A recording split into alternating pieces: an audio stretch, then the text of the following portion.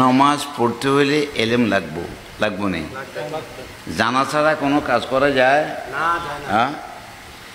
তাহলে জানা ছাড়া কাজ করা যায় না। নামাজ পড়ো, তুমি তো কোরআন পড়ো নাই, হাদিস পড়ো নাই, সুন্দর সুন্দর যা শুনছো তা,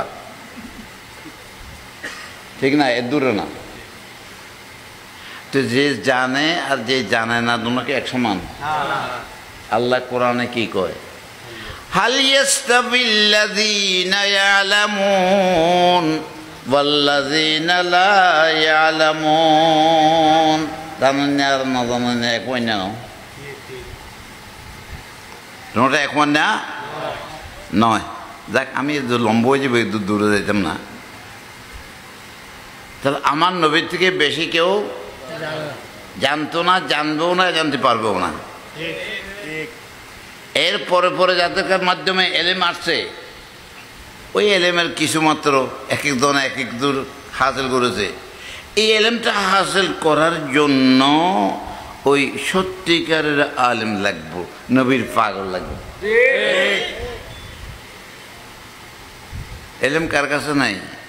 আরে ট্রাম আছে বর্তমানে, হেতো কোনো আয়াত পড়ে এদিন ঘরে কুল আল্লাহু আহাদ। হ্যাঁ, ইন্দিরা গান্ধী কোরআন আয়াত পড়ে পড়ে হাতে লিখসার দিত, নেহরুও দিত, ঠিক না বেশি? এখন কায়সরও এখন লিখসার দিছে, ধরো এক সমান। হ্যাঁ, এক সমান।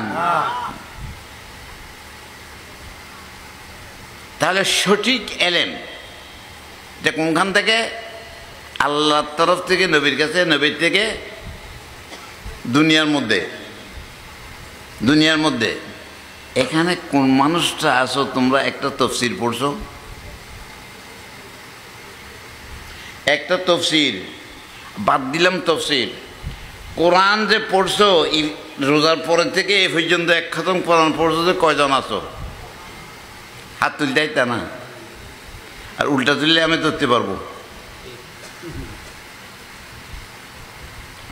এইটাই হইল বুখারী শরীফের হাদিস।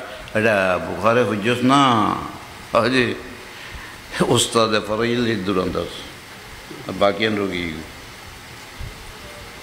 কি নাসা নাসের বুখারীর হাদিস।